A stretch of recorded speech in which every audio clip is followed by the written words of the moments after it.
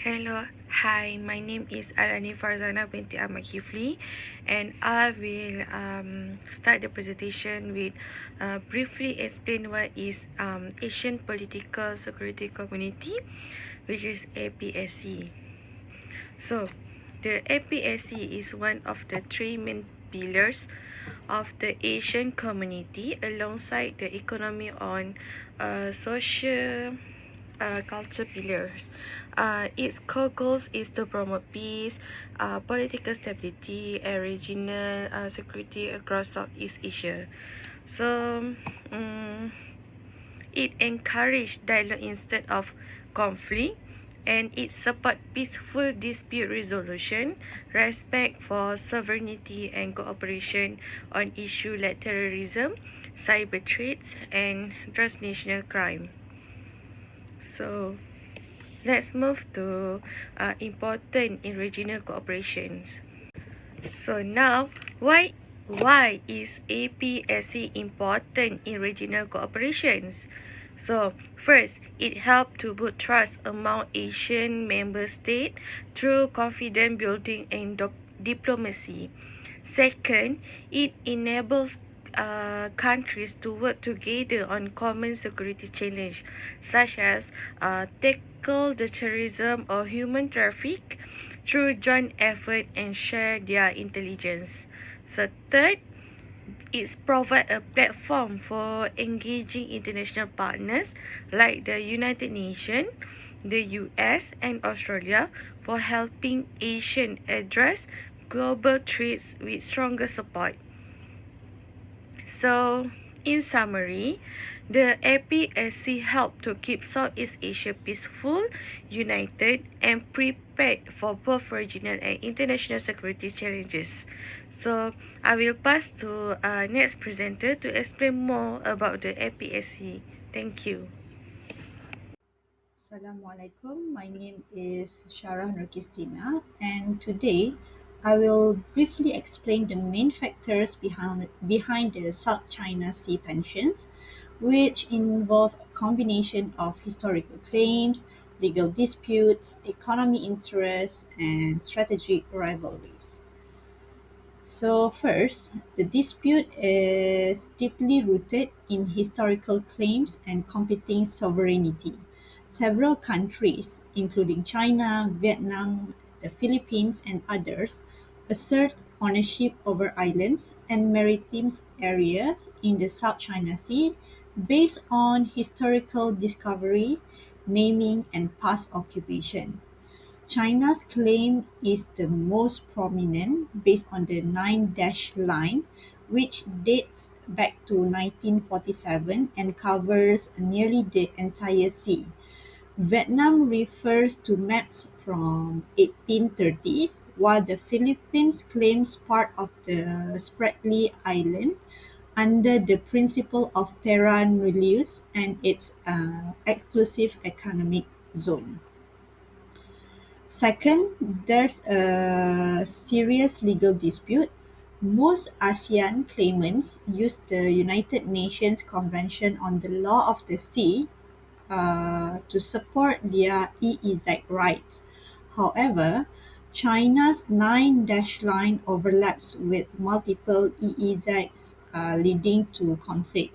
In 2016, an international tribunal ruled that China has no legal basis for its historic right claims, but China and Taiwan rejected the ruling, and China refuses to participate in UNCLOS arbitration, which makes enforcement difficult. Third, the region is highly valuable for its strategic and economic resources. The South China Sea holds rich fishing grounds, undersea oil and gas reserves, and is one of the world's most vital trade routes. About $5.3 trillion in trade passes through it annually, and for China, it is also a major energy lifeline, carrying 80% of its oil imports. Lastly, the situation has escalated into a military and geopolitical competition. China has carried out extensive land reclamation and militarization on artificial islands. Vietnam has only increased its presence, and external powers like the US, Japan, and Australia are now more actively involved. This undermines ASEAN's central role in managing the dispute, as member states are increasingly looking outside the bloc for security support. Now I will explain how the South China Sea crisis has escalated and affected the region. I will focus on three main points. First, China's gray zone tactics, how these tactics have impacted neighboring countries, and the regional responses. First, let's take a look at what we mean by gray zone tactics. These are actions that are aggressive and threatening but stop short of actual war. China uses these tactics to increase control over disputed waters without directly starting a conflict. Some key examples include using fishing boats as maritime militia backed by the China Coast Guard to block or disrupt vessels from other countries. Second, attacking Philippine ships with water cannons, lasers, and even ramming them. In June 2024, Chinese Coast Guard forces boarded a Philippine vessel, injured Marines, and damaged their equipment. China also uses legal pressure like a new law CCG to detain foreign vessels in disputed waters. It applies economic pressure, such as pushing Malaysia to stop oil drilling near Luconia shoals. And finally, China spreads misinformation, like claiming the Philippines broke a promise to remove its ship from Second Thomas Shoal. A 2025 Pew survey even showed that 82% of Chinese citizens believe that sea historical belongs to China, supporting China's strong internal stance. Second, China's actions have had serious effects on neighboring countries. In the Philippines, China kept blocking supply missions to the BRP Sierra Madre at Second Thomas Shoal. Their coast guard has caused collisions, injuries, and even delayed emergency medical help. Philippine fishing boats have also been harassed near Scarborough Shoal, and military planes that have faced dangerous close calls from Chinese fighter jets. Vietnam has also been affected. Its boats have been rammed and their catches taken. In response, Vietnam has expanded land reclamation in the Spratly Islands to strengthen its position. Malaysia and Indonesia have both seen more Chinese Coast Guard ships in their exclusive economic zones. China tried to stop Malaysia from drilling oil, and in Indonesia, it challenged a gas survey, leading to a 3-week standoff in October 2024. Third, countries in the region are pushing back strongly. The Philippines repaired the BRP Sierra Madre and launched a $35 billion military modernization plan. This includes buying a F-16 fighter jets, missile system from the US, and drones from South Korea and Australia. The Philippines has also built closer military ties with the US, Japan, Australia, and others, and is using a policy of assertive transparency to show the world what China is doing. Malaysia and Indonesia have not backed down. In 2024, Malaysia drilled 15 new oil wells, and Indonesia completed its gas survey despite Chinese interference. Both countries joined military exercises like RIMPAC and strengthened ties with the US. Vietnam is also responding. It is expected to match China's land reclamation in the Spratly by early 2025 and deepening security ties with the US and others through joint exercise. Together, this action shows that China's tactics are starting to backfire. Despite all its effort, China didn't gain more control of the sea or airspace in 2024. Instead, its actions are making countries increase their military power and work more closely with outside powers like the United US. This is known as a boomerang effect. China's aggressive strategy is pushing its neighbors to stand firm and even move closer to China's competitors. Lastly, while ASEAN is still important, many countries are no longer relying only on regional diplomacy.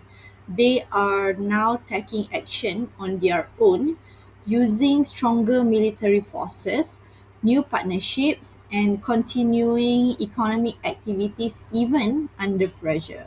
This shows that ASEAN's traditional role of leading negotiations may be weakening as countries should choose more direct and effective ways to protect their interests. Next, I'll be discussing the escalating threats to political and security stability in the South China Sea, a region increasingly defined by strategic rivalry, legal contestation, and environmental degradation. First, there is a growing risk of escalation and accidental conflict. China's use of grey zone tactics such as direct ramming, boarding of vessels, and physical intimidation significantly increases the chance of miscalculation. These provocations, while staying below the threshold of open warfare, create highly volatile conditions. For instance, China's declaration that the Philippines' occupation of disputed features constitutes a red line raises the prospect of a kinetic response. The June 2024 incident, where a Filipino sailor's thumb was severed and China delayed medical evacuation, exemplifies the humanitarian risk of this coercive strategy. As analysts have noted, if China continues along this path in 2025, it risks entrenching a cycle of instability without achieving any meaningful tactical advantage. Secondly, China's actions are undermining international law and maritime norms. Its rejection of the 2016 arbitral ruling and continued reliance on historic rights challenge the authority of UNCLOS, UNCLOS, the core legal framework for maritime governance. Tactics such as legal warfare and narrative manipulation aim to redefine maritime norms unilaterally. These efforts distort public discourse and weaken trust in international institutions. Despite widespread calls from entities like G7 and 27 national governments to respect the 2016 ruling, China remains diplomatically isolated but resolute in its legal defiance. Third, the South China Sea dispute directly threatens ASEAN centrality and unity. The long-stalled code of conduct negotiations are hindered by China's efforts to insert restrictive clauses, such as banning joint military exercises and requiring prior consent for partnership, which will essentially give Beijing veto power over the region's security decisions. Diverging priorities among ASEAN member states with non-claimants often prioritizing economic ties over confrontation, have further weakened a unified stance. As a result, claimant states like the Philippines and Vietnam are increasingly acting unilaterally, deepening ties with external powers such as the United States.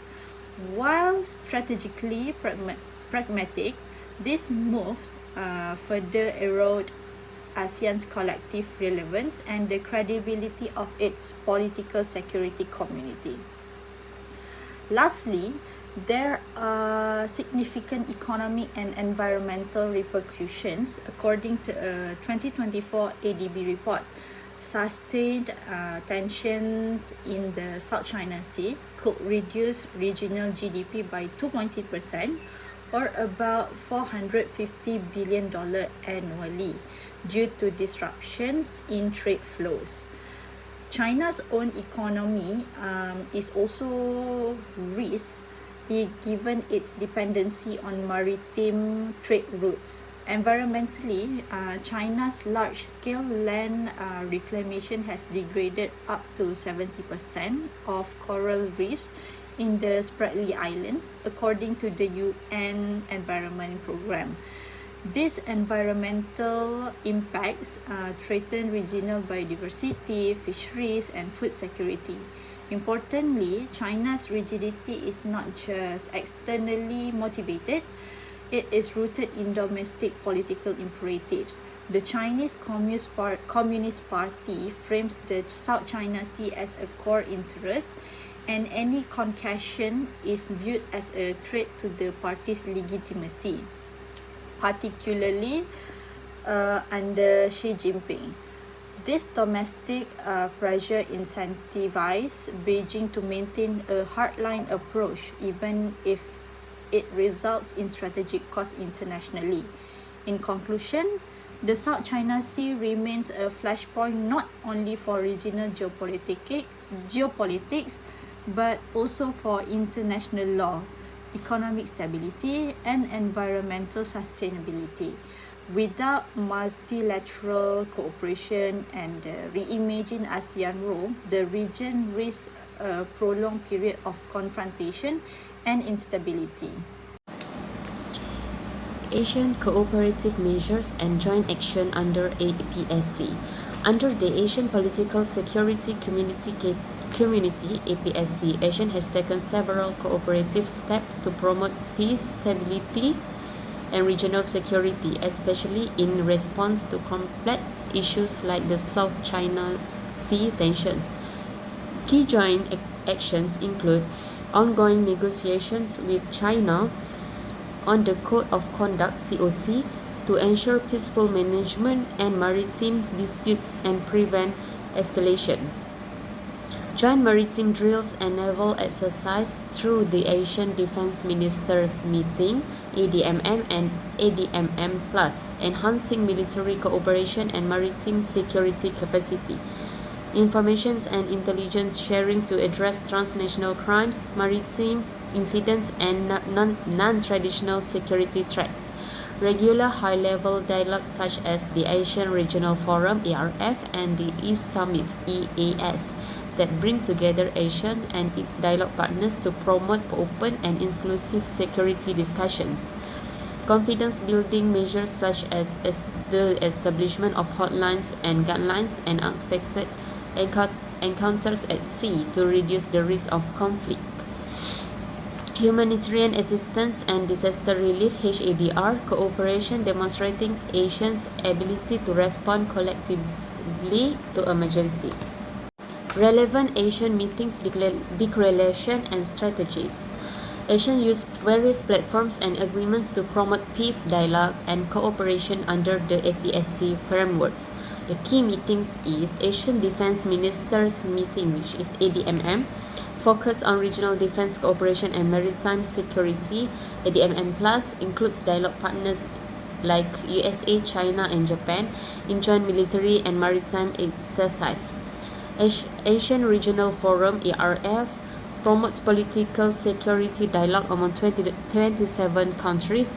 East Asia Summit EAS high-level forum addressing strategic issues in the Asia Pacific including the South China Sea.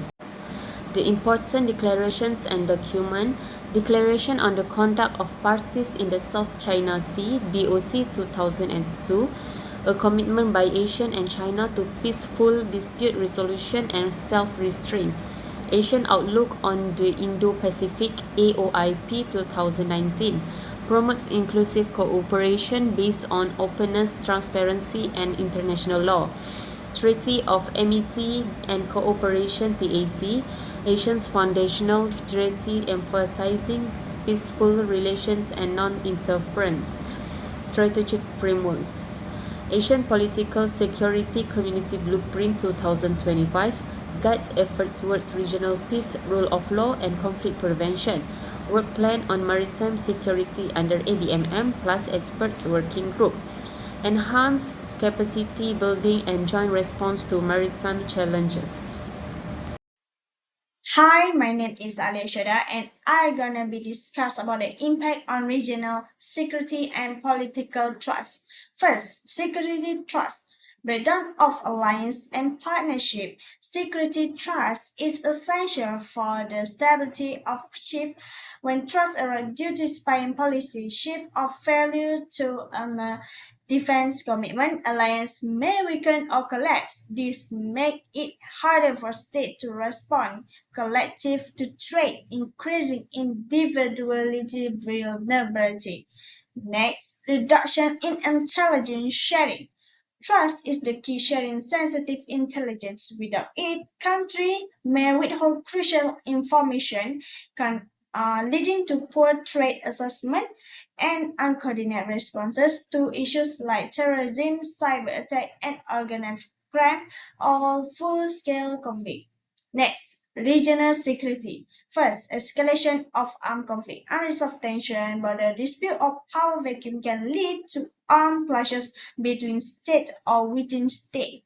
This conflict often spill over border destability, neighbor country, and drawing in external power. Lastly, displacement and humanitarian crisis. Regional insecurity often result in mass displacement of people, overwhelming neighbor country with refuge and straining resources. This can lead humanitarian emergency and increase social and political tension within the country. Okay, the impact of interstate relation of within Asia. First, strained diplomatic ties due to territory dispute. Conflicting claims in the South China Sea, especially involving countries like the Philippines, Vietnam, and Malaysia, have caused friction among Asian members. This dispute sometimes prevent a consensus or joint statement unify position weakening regional cohesion. And next, uneven response to external influence. Asian countries have varying level of political, economic alignment with major powers like China and US. This difference can lead to mistrust, inconsistent foreign policy stance, complicating joint decision making, and undermining Asian unity neutrality. Lastly, the challenge in collective security and crisis response. Due to different nationality interests and legal commitment, Asian often struggles to carry the regional security crisis. Example, Myanmar political crisis. This reduced the effectiveness and conflict resolution for the weakened trust among the members Asian.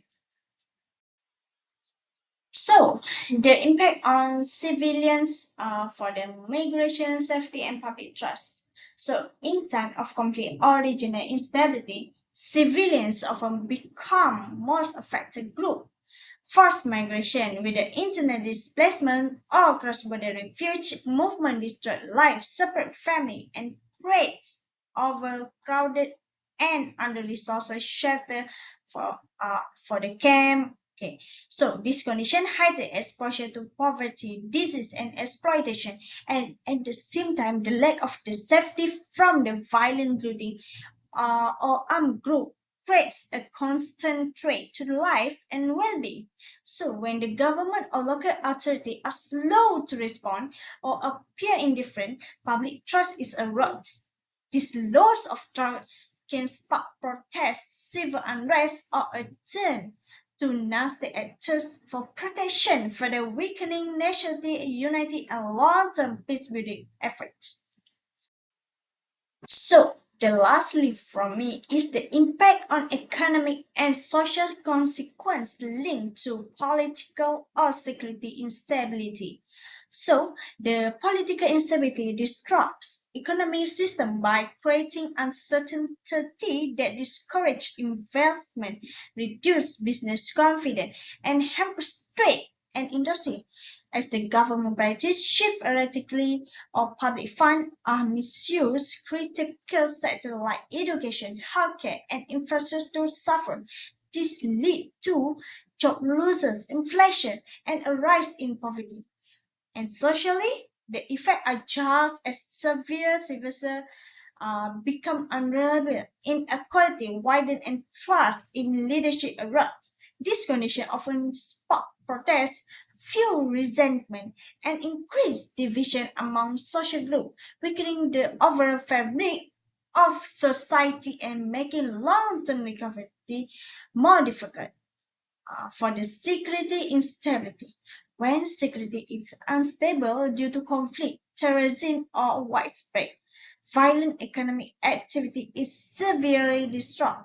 So the business close or relocate. Infrastructure is damaged and foreign investment decline due to high risk. For at the same time, people lose job, price rise, and essential services become harder to access. Socially, fear and uncertainty grow among the population, leading to displacement, community tension, and loss of trust in public institutions. Over time, this creates a circle where economic hardship fuels social unrest, and social unrest further deepens insecurity. Assalamualaikum, my name is Sharifah Adeshahira. Today I'll be sharing the key lesson learned from the ASEAN Political Security Community or APSC using South China Sea tension as a case study. First, we'll look at the effectiveness of ASEAN non-interference policy. This principle has been central to ASEAN unity, helping prevent conflict among member states. However, it also limits ASEAN ability to take a strong stance when external threats like China assertiveness in the South China Sea arise. Next, there are the limitation of consensus-based decision-making. While consensus ensure that all voices are heard, it also slows down responses. In the case of the South China Sea, differences in national interests, especially for members with close tie to China, have often delayed or weakened ASEAN statement and actions. Third, this brings up the need for rapid response mechanism. ASEAN delay reaction to maritime incident undermine its credibility. The APSC must consider new framework that allow quicker, more coordinated responses during crisis. Fourth, we learned the importance of information sharing and transparency. Open communication among member states build trust and help prevent misunderstandings. In security issues like the South China Sea, this is critical to avoid escalation and to present a united front. Lastly, we see improvement in joint peacekeeping, humanitarian aid, and border security cooperation. These areas have shown positive growth and reflect ASEAN increasing capability to work together beyond just dialogue, especially in dealing with natural disaster and border challenges. How ASEAN can improve future cooperation? So, what can ASEAN do moving forward? First, strengthen enforcement mechanism. Move from soft declaration to binding codes such as finalizing the long-awaited Code of Conduct for the South China Sea. Second, create flexible emergency frameworks.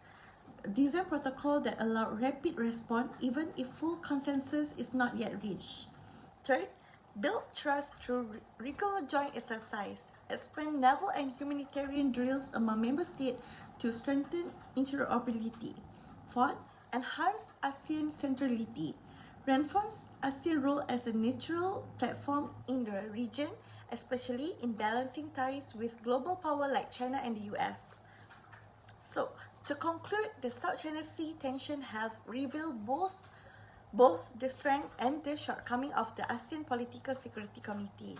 While ASEAN has managed to preserve regional peace, it must now evolve by improving cooperation, speeding up responses, and speaking with one voice to stay effective in today's complex geopolitical landscape. That's all from me. Thank you.